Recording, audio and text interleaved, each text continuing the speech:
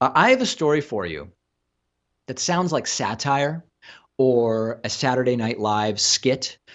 Some of the world's worst authoritarian dictators got together to discuss peace.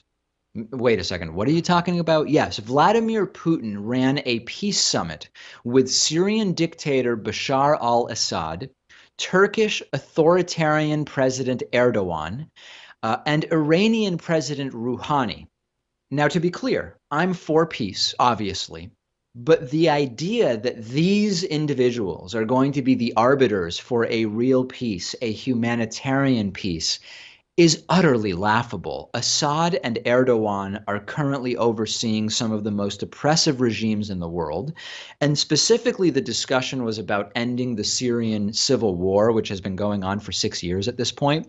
And it's as likely that Assad and Erdogan are going to be part of some major regional peace agreement that would actually be real peace, again, humanitarian peace. It's about as likely as right-wing Israeli Prime Minister Benjamin Netanyahu being an arbiter of serious Israeli-Palestinian peace. As I've said for a year, that's never going to happen, and this is never going to happen. I was thinking of another analogy for this. It's like if we decided, hey, we're going to fix the issue of sexual assault and sexually predatory behavior by putting Bill Cosby, Roy Moore, and Donald Trump in a room to fix the problem. It's just not, it doesn't make any sense. It's not going to happen.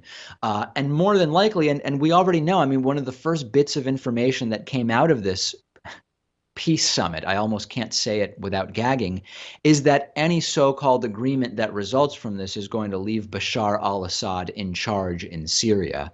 And as a sort of side note, the idea of putting in Vladimir Putin as an arbiter is laughable. Russia has been involved militarily in Syrian repression against the opposition there under the guise of fighting ISIS for years, and now you're going to put Putin in as the referee. I mean, down to the smallest details, this seems like an utter and total joke. And by the way, this is exactly the type of thing that the Trump presidency enables, right? Trump, throughout the Thanksgiving holiday, was busy tweeting about lies about Time Magazine's Person of the Year, and for the last couple of months busy with things like pulling out of the Paris Climate Accords and whatever else. Meanwhile, Vladimir Putin is running meetings, and in fact, Vladimir Putin called Donald Trump after this so-called peace summit to inform him of the results. And there's a really sad thing, which is that there's a strain of the left that absolutely loves this. They love a lot of these guys. They see this and they think it's great. And I've identified this strain of the left before. I don't know exactly what to call them, but it's the same strain of the left that loved Hugo Chavez, that loves Nicolas Maduro now in Venezuela, that likes or at least is sort of indifferent to Vladimir Putin, that even defended dictator Robert Mugabe last week when he was ousted from power in Zimbabwe. There are people on the ostensible left who, when Mugabe was removed and ultimately agreed to relinquish the presidency in Zimbabwe, there were people on the left saying, don't fall for the corporate narrative that Mugabe was this dictator because it's just playing into American colonialism abroad. I am the first to admit that the United States has been party to some really horrible forced regime change and meddling not only in Africa, but in South America as well. And being from Argentina, I'm very familiar with that. But going from that to the defense of an anti-democratic authoritarian dictator like Mugabe or whoever is going completely off the deep end, and I'm against it, and I've always been against it, and I will continue to be against it. Agree or disagree with me, you know that I am not towing any particular line on that because I think that the right is horrible on this issue, but there's this strain of the left that is misguided as well. In any case, I apologize for the rant, but I await the big news of Middle Eastern peace, Syrian peace, brokered by Assad and Erdogan. I'm all ears, right? I hope it happens, but put me in the skeptical camp.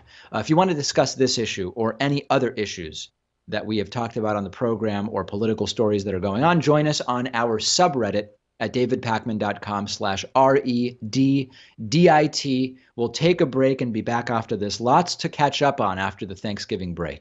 Today's program is made possible in part by Movement Watches. Movement gets it, right? Holiday shopping can be tough. It's annoying. But thanks to Movement, all of the gift-giving anxiety can disappear by pressing a button. The watches from MVMT, I am actually wearing mine today. People love this watch. They are really great gifts for just about anybody in your life, and they start at just $95.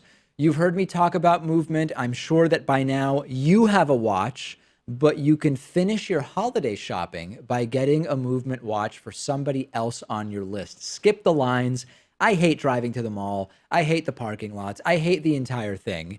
And these watches, although they look like they should cost $400 to $500 in a department store, start at just $95. Over 1 million watches sold in over 160 countries, and you can get 15% off today with free shipping and free returns at mvmt.com/PAKMAN. Go to mvmt.com/Pakman and check out what's available.